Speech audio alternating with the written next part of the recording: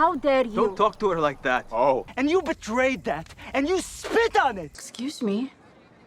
I am sitting right here. Coming from you, Simon? What does that mean? I'm not okay arguing about where we're going every day. So don't argue.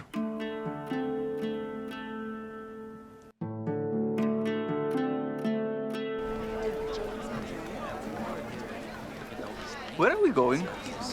I don't know any more than you. Jesus gave them an errand and said, come with. I don't get it either. They describe moving stones and digging. Are they leaders now? I don't know. It didn't sound that much harder than fishing, but I have never performed hard labor. guess you'll just have to tag along like the rest of us. The list of things he might do is long.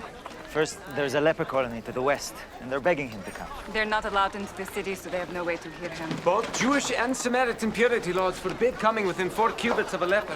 What distance do we have to keep from these Samaritans? We've been within 4 cubits of a leper before, Andrew. I'm just saying, if he breaks the law, it might cause a stir. And for dinner, we've been invited to the home of the town treasurer. And we have to juggle that invitation with another one to have dinner at the home of the high priest of Sychar. Which could get messy, you know? Why messy? Samaritan beliefs are so at odds with Jewish beliefs. He might want to trap Jesus in his words. Don't think he's afraid of being trapped by his words. I'm just saying. We could be somewhere else with people who actually want to listen to him and not argue. If he convinces the rabbi of the town, his message would be preached long after we leave this village. Let's leave it to the boss, eh? What do you think? Dinner at the treasurer or the high priest? Neither. Dinner with whom then? You know, there are a lot of people who want to talk to him. Yes, but he wants to make dinner. That's the errand. Oh, yeah? That's the errand? Yeah. You guys are really enjoying this being in the know, huh? Coming from you, Simon? What does that mean? He told us his plans. So, Matthew, distribute the money accordingly. Thaddeus, buy bread. Enough for 13 people. 11 unleavened rye, sprouted spelt. Assortment, your choice. 13? Who are the others? Little James, buy a leg of lamb, including the knuckle and the fillet. No, two legs of lamb. We only have... Andrew, grapes, currants, Cherries. cherries if you can find them. At this rate, we will not have enough At the for... start of this trip, we didn't expect to find a bag of gold, did we? We're putting it to good use. Simon, Yes, master. 3 skins of wine. Done. Matthew, black pepper, chives, salt, olive oil. At this cost, we will not make it to Judea. Have faith, Matthew. In him. Mary, look for leeks, garlic, and onions. Okay? And what are you guys gonna do? We are going to get out of the streets. Why? Samaria's biggest problem. Too many Samaritans.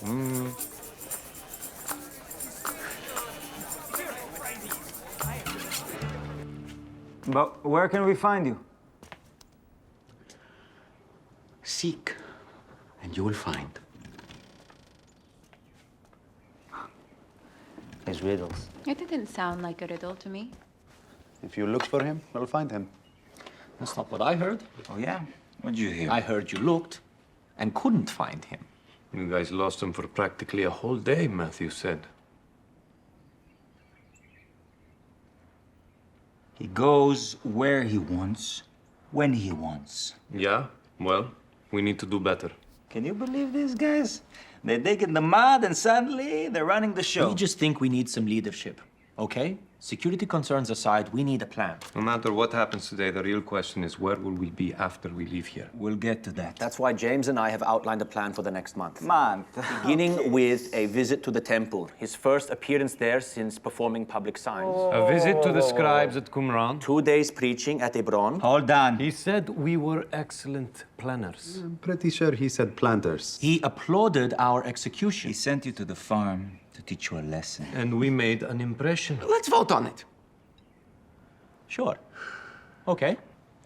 All in favor of John and Big James's plan?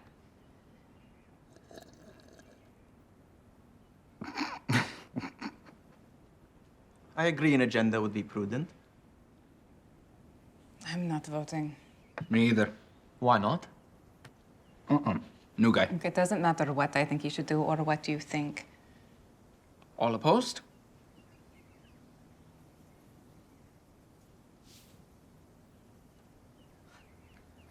Well, I'm sorry you feel that way. I, for one, am not okay losing him for long periods of time. I'm not okay arguing about where we're going every day. So don't argue.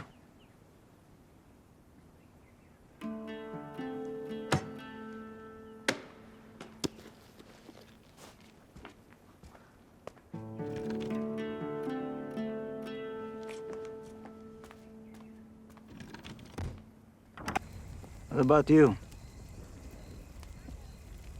What do you mean?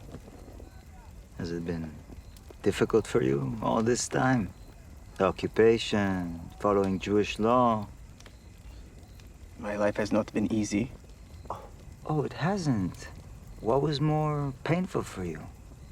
Escaping Roman persecution by working for them, or escaping your guilt with all the money? And now you're catching up on Torah and wanting to follow the law. Why now all of a sudden? Why not all the other times you had the chance? Simon? No, John, I want to know. Mary had horrible trauma. She didn't choose all that happened to her. What's your excuse? What do you want me to say? I don't know what you want from me. An apology. What? Simon's not wrong. He could be more delicate about it, but you did choose to work for them. And you made my life even harder than it already was. And you haven't apologized. No, don't say it. I don't want you to apologize. It doesn't matter. What would hearing him say sorry do? I won't forgive it anyway. What keeps putting you in authority? Who are you to forgive or not to forgive? What, you're on his side? No, of course not, but you've had your problems too. What about apologizing for what you almost did to us with the Romans? I didn't go through with it. I was trying to save my family's life, and I love you, John, but that's not something you have to worry about when Zeb and Salome are looking out for you. But you put me in a desperate position where I did things I would never have done otherwise. And I've repented for them, and John and James, I am sorry, but I didn't go through with it. What is your excuse?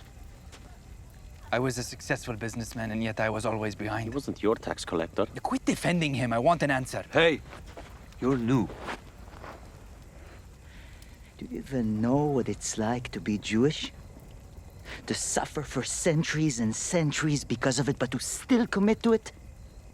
To protect our heritage even though it never stops being painful, because the one comfort we have is to know that we're doing it together. That we're all suffering together. But if we just wait a little longer, if we hold tight just a little more, we'll have rescue, because we're chosen, all of us. And you betrayed that, and you spit on it. I can't forgive it. I'll never forgive it. All right. You said what you needed to say. Sit down, Simon. You sit down first.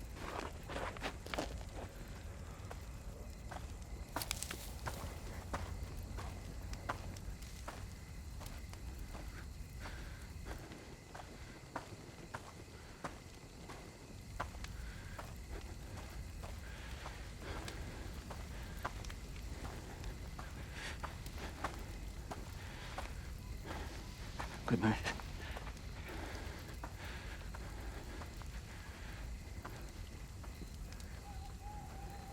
I'm not sure what could be clearer than the 3 words, I will be back. That's 4. How can you dispute that? Maybe it was a hint that we are supposed to be the fulfillment of those words. Zealots and your secret handshakes and codes. I am not a zealot anymore, just zealous. There's a difference. You just interpreted plain speech about trust and peacefulness as code for insurrection. I think he's onto something. Rabbi told us how important this sermon is. We can't let anything stop it. Maybe it was a hint. You're not going to keep me from another obvious fight, are you? With these skills, we could do it. James and John, be mindful of what he named you. Seems perfect for a time like this. I think we should do what he said and wait here for him. Oh, yes, great advice coming from someone who disappeared for 2 days. How dare you? Don't talk to her like that. Oh, now he speaks. Suddenly, he has a voice. When it's about her... You've made mistakes too. Boys, stop it. Boys?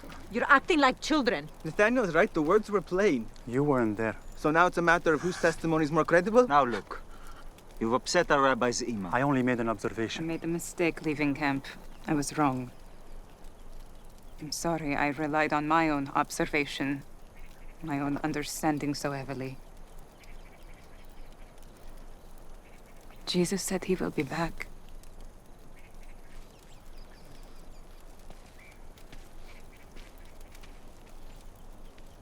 Big James, how was the play of Sharon? Yeah, you've been quiet all morning. Z and Matthew, you too. It was fine. We preached, did the things that Jesus gave us power to do. You sound as enthusiastic as a Sadducee with a toothache. He didn't give us power, though. Right? He worked through us. I just don't think it was a good idea. What? It just raised more fuss. It's going to create headache, more crowds, more scrutiny. What, you want to slow him down? He's just mad at me. He's annoyed because I've gotten close to Thomas and because Jesus once called me beloved. I felt that way before we left. I don't care about that now. Tell them what you said to me before. Tell them. Tell them yourself. You're the one still struggling with it. By using us as vessels, Jesus gave us power, but no understanding. I also struggled to understand. We healed, but we still felt overwhelmed. But did he require understanding? Seemed to be more about what we were doing. Easy for you to say. You and Thaddeus were going door to door in Cana. He's known in Cana.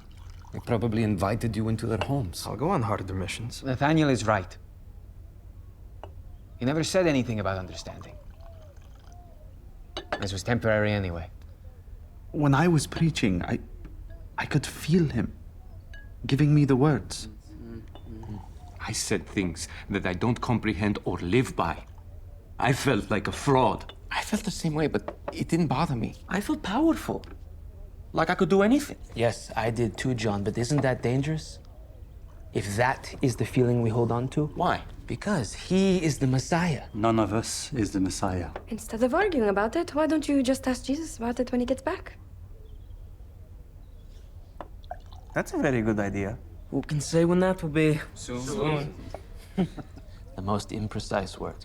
So some of it was confusing, James. Can you live with that until we get understanding? You're the one that brought it up to me. Look, understanding or not, you're all just hungry. I think that's the real problem. Food is not the solution to this. Oh, yeah, you have a better one? My wife has practically given up her home for us. I meant no disrespect. Eden. Everyone, please. Thank you. I took no disrespect. Okay. I have to sit next to little James. Why? I have to find out what happened to Big James out there that turned him into this. What are you doing? You know, John and Thomas healed a blind person once. I'd love to do it again. I can see that you are sharpening weapons, but why? Some of us are worried, Matthew. Things are becoming serious. More people have heard. I mean, you were there when he healed the bleeding woman. Of course, I wrote it all down. But I did not see what happened in the house. I said I'll give you the details I later. don't want you to forget. I told you I won't forget. Crowds were pushing in. A hobbling woman was able to grab at him. Only the fringe of his garment, James. The power went out of him without his consent. It looked like he was gut punched. He didn't say that it hurt. No, it just looked like it. If we had had blades, we could have hurt her. Might have had to. Well, I know someone who did have a blade. He just neglected to use it. I was distracted. You know I don't do well in crowds. So what if he did? We can't just stab people who get close to him. The irony is, iron sharpens iron. Don't you dare finish that sentence. Nathaniel has a point. If we had kept the crowd at bay, that poor woman would never have been healed. I assessed that he was in no real danger. Yeah, he just wanted to know who did it. Yes, he praised her faith. He called her daughter. Philip, is that one of Eden's knives? Yeah. Look, I don't think all of this paranoia about protecting Jesus is necessary. You just asked her for it? Yes, she mentioned it hadn't been sharpened in a long time. I understand, Simon.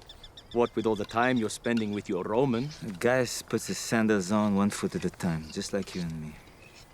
Guys. Yes, Matthew. We're fixing the cistern unless these ingrates like trekking to the old well. Gaius is not an evil man. Oh, wonderful.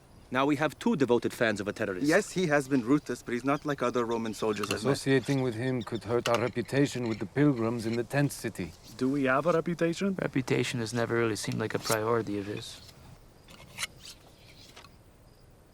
If you all are sharpening weapons, should I be too? Matthew, you have the sharpest weapon of all. His wit? His mind. And your pen, you can poke somebody in the eye with it in a pinch. I could not do that.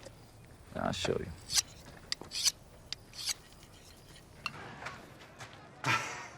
So, the good news is,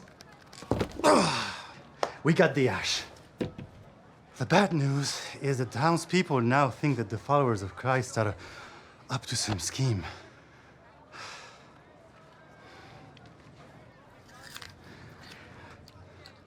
Did I miss something? Thomas was back. And we were just wondering how it went at the market. We bought more than half of the vendor supply of sulfur. People are going to think that we're building weapons, preparing for war. Igniting spears isn't the only use for sulfur. It can also be used to clean stains from white linens. It can be used to make incense. It could be used to purify a room where a sick person has lain. Is Jesus back? Yes, he's over at our place speaking to Abba about the olive grove. We need to speak with him right away. Wait, why? Philip, what happened to your foot? Were you attacked? Nearly. We have a big problem with the Decapolis. I thought you were sent to go fix it. We need Jesus to intervene. On behalf of Gentiles? Excuse me. I am sitting right here. You're different. There are hundreds of pilgrims here in Capernaum, our own people who haven't seen Jesus for weeks, living in squalid conditions, waiting for one opportunity to hear more of his words. The words that captured them on the mount. He never promised them more teaching. They followed us to Capernaum of their own accord. The Gentiles are curious now. This was all foretold by the prophet Isaiah. Do we remember? Behold my servant whom I have chosen, my beloved with whom my soul is well pleased. I will put my spirit upon him, and he will proclaim justice to the Gentiles. And in his name, the Gentiles will hope. I've been studying the genealogy of Jesus. Sounds exciting. And there appear to be many Gentiles in his own ancestry. Rahab was a prostitute in Jericho who was married to Salmon, who fathered Boaz. And Boaz married Ruth, who was a Moabite. We could just let Jesus decide for himself. Exactly. Thank you, Mary. She's right. Let's go. Hey there, it's Dallas, the creator of The Chosen. I just want to let you know the show is free. All this content is free. One thing you could do as a favor for us is like, subscribe, hit that notification bell, make a comment on this video if you liked it. All of it makes a big difference, gets these videos out to more people, and you're notified anytime a new video comes.